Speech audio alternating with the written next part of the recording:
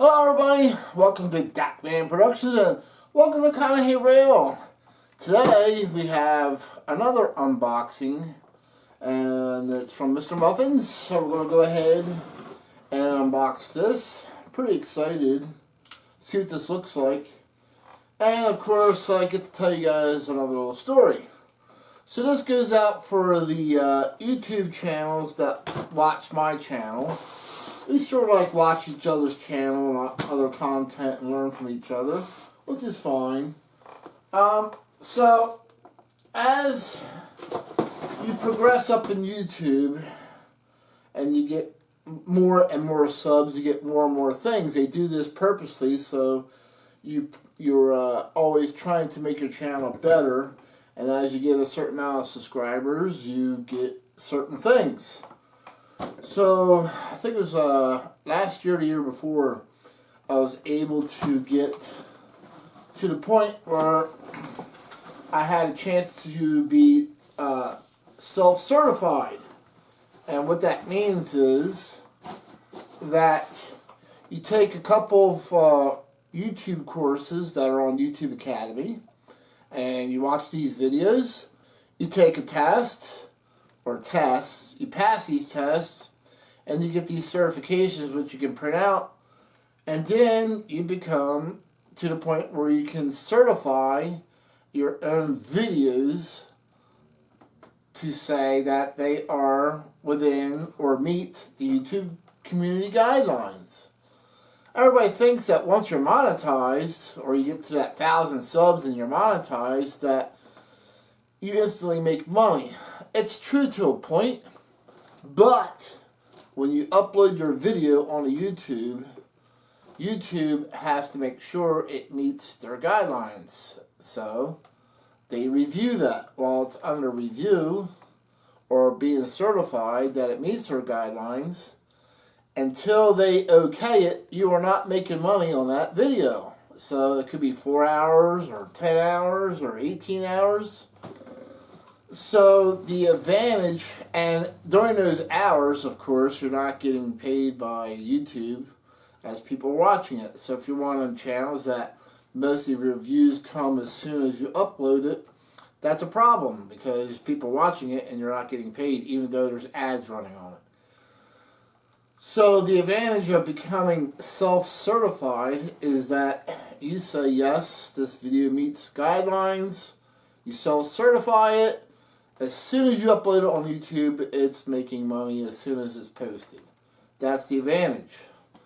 However, there are things that you need to make sure of when you do this. So you have to make sure that these videos meet these guidelines. So I thought, I guess it's sort of like my fault, but I'm saying this so you guys learn from it. So, I thought the guidelines only pertain to the video itself. And that's not true. It pertains to the theme and to the title as well. Which, I guess I overlooked. But, this comes to the point where I decided to do something different on Halloween. I went to somebody's house, their trolley kept derailing, and I made a Halloween video called The Death Trolley. So I self-certified that as meeting community guidelines because there was no blood, there was no figures, there was no people, showing get mangled. It was just a story about, the conductors take these people on a one-way ride and they disappear and that's it. So I sort of got in trouble with YouTube on that one. So they gave me a warning saying it did not meet their guidelines because of the theme, even though there was no blood, no guts. So not only did I get an R rating on it, and once that happens, once you get a PG or R rating, they take your monetization away from that video. So you cannot monetize R or PG rated videos. And on top of that, I got a warning, my first warning, from that video stating I did not correctly certify my videos. So now after that I have to certify so many videos correctly to get back into the good graces of YouTube. So the next video I came out with, which did meet the guidelines, YouTube said it didn't. So 2 strikes on YouTube and you're out. So it took my ability to be self-certified away. So I fought the second video, asked for a manual review. They said, yes, you're right, it did meet the guidelines. So I was able to get back my self-certification. And also, I got past that point where I got out of the probationary period. So now I'm more careful of how I self-certify my videos. And like I said, the advantage to that is you make money as soon as you upload them. But anyway, so there's your tip for today for those new channels. So today we have the Lionel Bay Window Caboose. It is the Conrail Safety Caboose. So we'll get this out and we'll look at it. So I'm unpacking this to show you guys, and I was a little concerned because, here I'll show you guys. Look at the packing. This thing must have been like really tossed around. But the caboose looks like it is unhurt. Strange though, because the box is in perfect shape, but yet this is all broke out. I'm not a fan of the plastic carton anyway. And yes, I'm the type of guy that loves to keep my boxes. So this means a lot to me in a way, but at least the box is still in good shape. Alright, so let's get this out on the track now that I checked it out, and we'll take a closer look at it. Okay, so here's the Lionel Conrail Bay Window Caboose out of the box, the safety caboose. And this caboose was $99.99. You might as well say it was $100. I remember paying $100 a couple years ago for Lionel Bay Window Cabooses with smoke units. However, this one's $100 and it does not feature smoke. I sort of didn't read the features on it before I bought it, but that doesn't make it or break it. So either way, it doesn't really matter to me. It was a caboose that I wanted. And as other YouTube channels have already mentioned, this Lionel piece is made in Vietnam. So looks like within the last year, Lionel's been having certain rolling stock made over in Vietnam instead of China. Alright, so next on to the features. You have LED interior illumination and flashing rear end light, detailed interior with figure, die-cast trucks, rotating wheel bearing caps, operating couplers with hidden tabs, easy conversion to scale wheels or couplers not included. So Lionel released some cabooses and color schemes that were seldom seen on model railroads, including safety specials for Chassis Conrail, New York Central, and the Southern Pacific Railroad police cars. So here you can see, instead of being blue, this Conrail caboose is actually white. It's a safety caboose, has some wonderful detailing here. So we'll take a look at that real quick.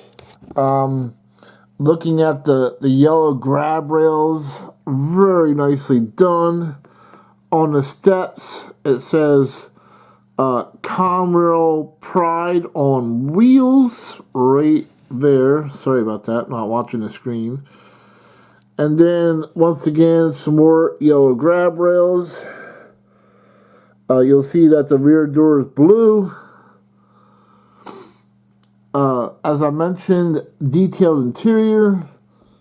The stack does have, the top part is movable for some reason. I don't know why. It's not like there's no smoke unit in there.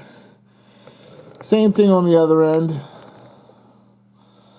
And we'll light this up here in a minute, but I wanted to talk about the caboose itself. So, is this a real caboose, or is it prototypical? Yes, it is. This really existed. So it's kind of like hard to find information about the real thing, but I have found photos. So I went out online and found 4 different color variations of this caboose. Not sure if it's actually 4 different cabooses or the same caboose that was painted in different ways. So if anybody knows anything about these, please feel free to leave comments. But here's what I found so far. Conrail's one-of-a-kind New England Division caboose spent a couple years on a Boston Albany in the mid-1980s. Sometime after it was sent west to New York State, where it became the Buffalo Division caboose. The Conrail Society has put out a book called The Comprehensive Guide to Conrail Cabooses. I probably could use that right about now. It is $60 and in stock at the time of this video. Alright, so we're going to turn the lights off and look at this thing all lit up. There is a switch on the bottom of this to turn the lights on and off. In case you have it on live track and you don't want it lit up all the time. Alright, so first we'll take a look at it all lit up. Not sure if you're going to be able to see all this detail. You can see the figure there. Then you have the end red flashing light. That's cool. And they did mention this online. This is the end question mark. And there's actually an article called that. This is the end question mark. And it featured this caboose. So I turned this caboose around so you can look at the other side of it.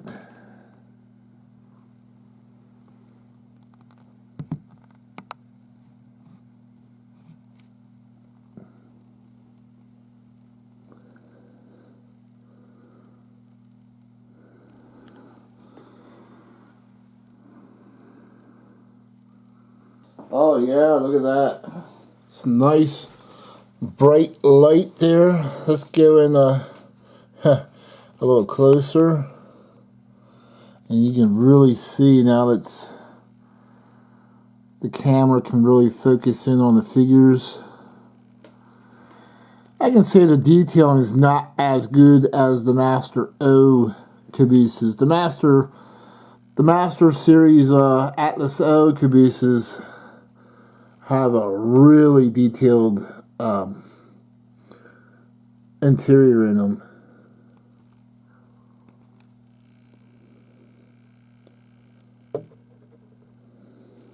So one of the things I'm noticing is that only one end has the flashing red light on it, and it cannot be switched from one end to the other. The reason why I mention this is because my earlier run Lionel bay window caboose, which has smoke as well, and this one does not, has a light on both ends that does operate.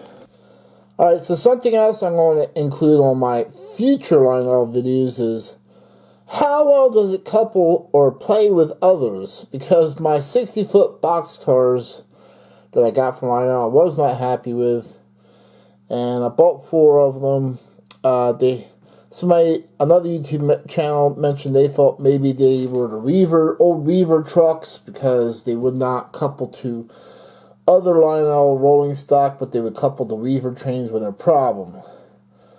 But at any rate, so now we're going to do a coupler test to see how easy. Now this Conrail hopper is a Lionel piece, and it was released a couple years ago.